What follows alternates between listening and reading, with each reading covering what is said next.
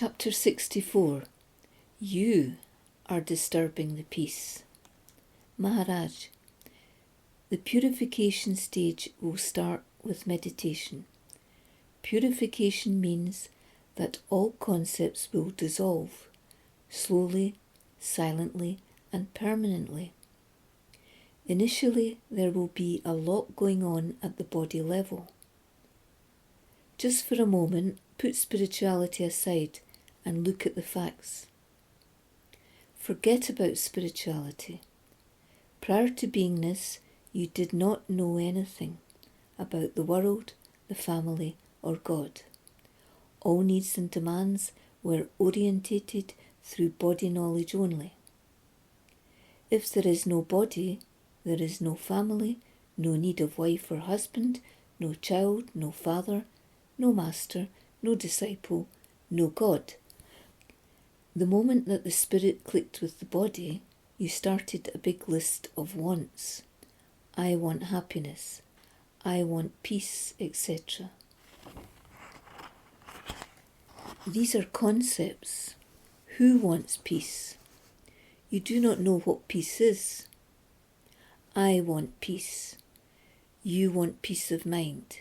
These are concepts, just concepts. When did you come across this peace? There is peace. It is you who are disturbing the peace. Peace is there, but you are disturbing the peace. Questioner: when working in the world, I get absorbed in it.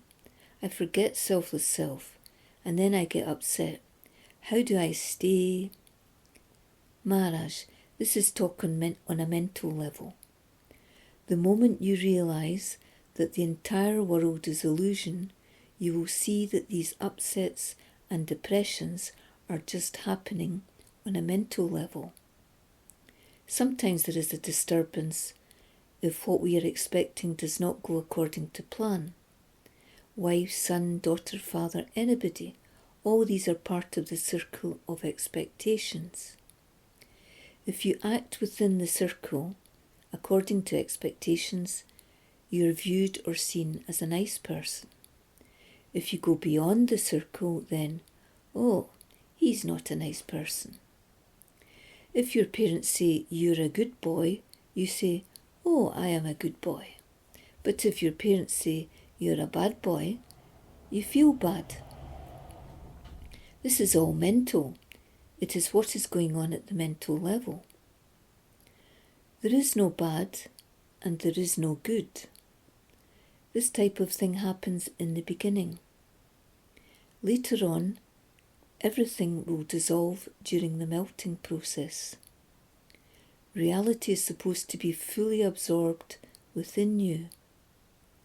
For this to happen, complete involvement, complete devotion is needed. Then there will not be any more problems. Prior to 100 years, did you have any problems? And will there be any problems after leaving the body? Questioner: yesterday you said that the spirit doesn't know itself. So what can I do to help the spirit know itself? Maharaj, don't make any efforts. Your spontaneous existence is there. Spirit is only a word I am using, just to know yourself.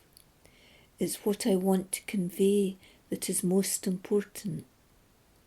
It is your story, the listener's story. Read the book I Am That. Sometimes at a delicate point, if you are vulnerable and something happens to challenge you, like an attraction or sickness or upset, this may cause unsteadiness, trembling, and the shaking of your foundation. And as a result, the conviction just crumbles. If possible, take a look at the Dasbod also. This was written by Swami Ramdas, an eminent Marathi saint and poet. There is an excellent translation of this book by Dr. Geisis. It gives guidelines, the 9 types of devotion, how to approach See Your Selfless Self. With each reading, you will get more information. So yes, the questioner is the answer to all questions. The questioner is the answer to all questions. You are ignoring the questioner. You are not separate from your own identity. It is only because of the body that you say, this is Brahman, this is Atman, this is Spirit. All these words were created just for communication purposes, discussion, so as to give attention to and address the invisible, anonymous Spirit. You are that Spirit, that I, without saying it, out of which the entire world is projected. Therefore your presence was there prior to everything. Prior to everything, your presence was there. It cannot be defined. We are trying to impress reality, the listener's reality. The listener is not in any form. If you were to try and compare it to something, it is just like the sky. Sky does not know its own existence. Sky does not know its own existence. This is very simple knowledge. Don't stress your brain. Don't stress your memory. Whose memory? Who am I? Who am I not? When all thinking processes have stopped, there you are, in the thoughtless state. Depression, confusion, unstable mind, ego, intellect, these are all part of the subtle body that you have embraced. You have got to emerge from it with the conviction that I was not a body, I am not a body, I am not going to remain a body. The question of death and birth never arises. I am unborn. It's an open fact that you are unborn. We are measuring ourselves in the body form, therefore it is difficult. All the time we are measuring ourselves in the body form. You are underestimating yourself, and the result is that you go begging elsewhere, looking for somebody else's blessings. Your ego is creating problems. Your ego is sticking in, saying, I am somebody else. Humility is required. Knowledge with ego is meaningless. A complete melting is what's needed. All these saints were very humble, very, very humble. They were not self-discriminating, saying, I am a great master. The ego, therefore, is a blockage, a hurdle in the way of your knowledge of reality. You have knowledge, but it is with ego. The subtle ego is there saying, I am somebody. Humility is not there.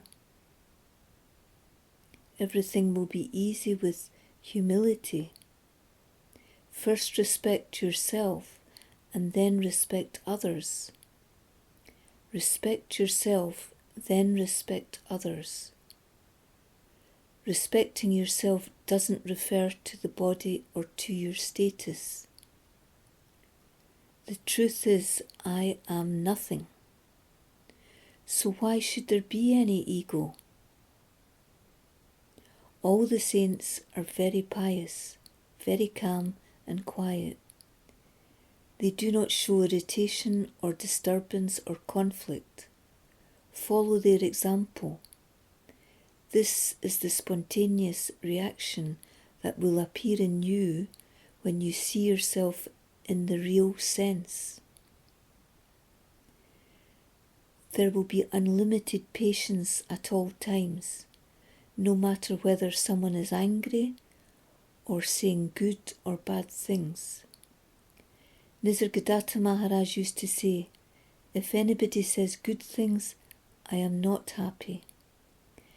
If anybody says bad things, I am not unhappy. Happiness, unhappiness is body related. So this will take a little time because there is some physical ego, mental ego there. But don't look back. Forget the past. Don't try to remember the past because your spontaneous presence is your target. This also means don't go anywhere. You have to attain the highest position.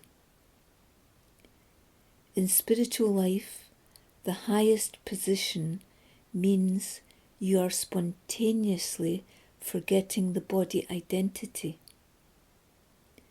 After knowing the reality, you will be fearless.